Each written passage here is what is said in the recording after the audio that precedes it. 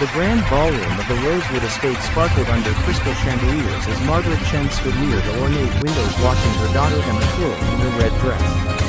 The annual charity gala was in full swing and Margaret had organized every detail herself as she always did. At 58 she had built her tech empire from nothing, and hosting this event for children with disabilities had become her way of giving back. Emma was 12 now. Born with a condition that required her to wear leg braces, she had never let it dim her spirit.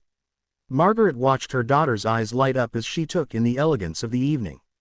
The orchestra played softly. Guests in formal attire mingled around white-clothed tables adorned with roses and candles.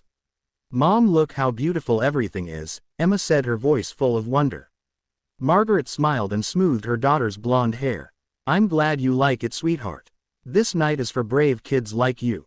As the evening progressed, Margaret found herself pulled into conversation after conversation with donors and board members.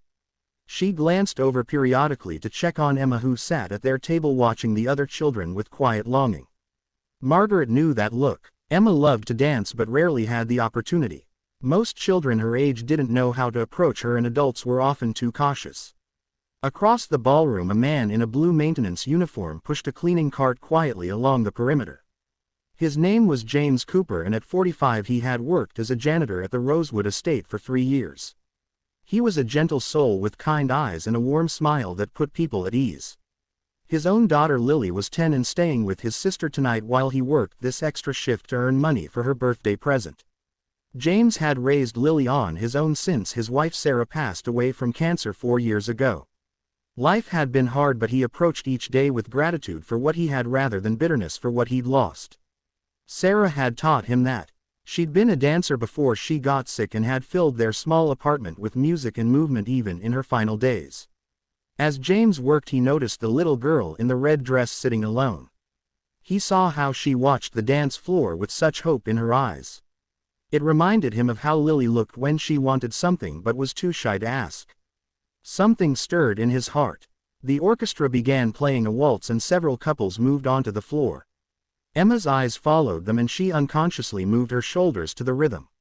She loved music. At home she would put on her favorite songs and dance around her room, letting the melody move through her despite her braces. But here, surrounded by so many people, she felt self-conscious. Then Emma noticed the kind-looking man in the blue uniform. He was cleaning near the edge of the dance floor, but he wasn't just working. He was moving slightly to the music too. Their eyes met and he gave her a small encouraging smile. Something about his gentle demeanor made Emma feel brave. She stood up carefully, balancing with her braces, and made her way across the room. Margaret was deep in conversation about funding allocations and didn't notice her daughter moving through the crowd. Emma approached James and looked up at him. "Sir," she said softly, "may I have this dance?" James was surprised. He looked down at this brave young girl in her beautiful red dress with her leg braces visible beneath the flowing fabric. His heart swelled with tenderness. He glanced at his cleaning cart, then back at Emma's hopeful face. "It would be my honor, young lady," he said with genuine warmth. He set down his cleaning supplies and offered his hand. Emma placed her small hand in his larger one and they moved to an open space on the floor. James was careful and attentive. He remembered how Sarah had taught him to lead gently but confidently. He adjusted his steps to match Emma's pace, moving slowly and supportively so she could keep her balance. At first Emma was nervous. She could feel people watching, but James smiled at her and said quietly, "Just listen to the music. Let it tell you where to go."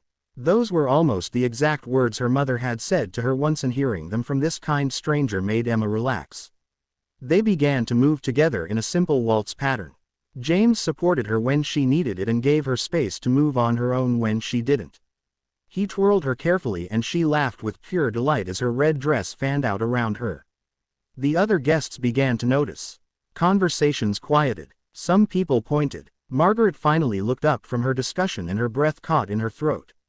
There was Emma dancing with the janitor. For a split second Margaret felt a flash of concern. She didn't know this man. But then she saw her daughter's face. Emma was radiant. Her smile was so wide and genuine that it seemed to light up the entire room. The man in the blue uniform was treating her daughter with such careful respect and joy.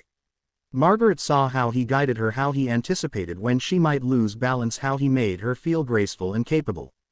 Margaret moved closer, staying near the edge of the crowd. She watched as other guests began to smile and some even started clapping softly to encourage them.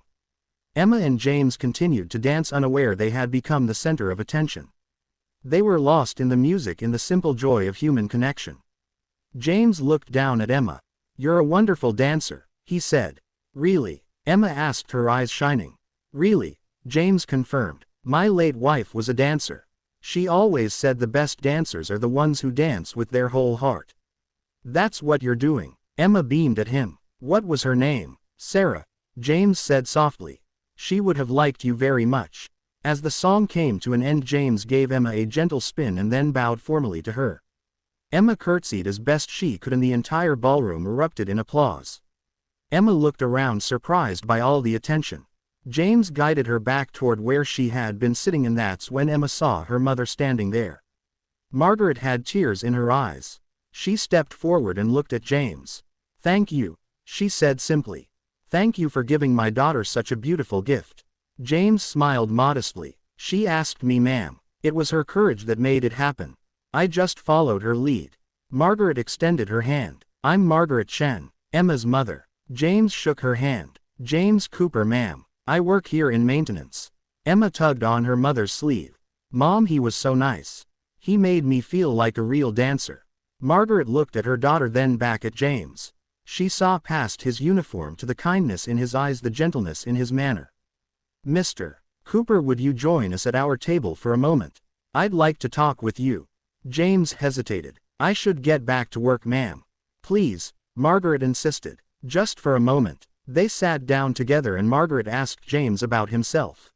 He told her about Lily, about working 2 jobs to support his daughter, about how Sarah's medical bills had left them with debt but how they were managing. He spoke without self-pity, just stating facts with quiet dignity. Emma listened intently. "You have a daughter my age?" she asked James. "A little younger. She just turned 10, James said. "Does she like to dance too?" Emma wondered. James smiled. "She does, but we don't get many chances for fancy dancing like this." Margaret watched the exchange and something shifted in her heart. She had built an empire by being strategic, by thinking several steps ahead. But she had also built it on a foundation of remembering what it felt like to struggle. She had been a single mother once too, working 3 jobs to put herself through business school while raising Emma. "Mr. Cooper," Margaret said, "I'm always looking for good people to join my company. People with integrity and heart. Would you be interested in interviewing for a position in our facilities management division? It would be a significant step up from your current work with better pay and benefits." James looked stunned. "Ma'am, I don't know what to say." "Say you'll think about it," Margaret replied. She pulled out a business card. "Call my assistant on Monday. We'll set something up." James took the card with trembling hands. "Thank you, Mrs. Chen. This is incredibly generous." Margaret shook her head. "Generosity would be giving you something you didn't earn. You showed my daughter respect and kindness when you didn't have to. You made her feel valued. That tells me everything I need to know about your character. The rest we can train." As the evening wound down, Emma gave James a big hug. "Thank you for the dance, Mr. Cooper. It was the best dance of my whole life." James hugged her back gently. "Thank you, Emma, for reminding me why I love music. You made my evening special too."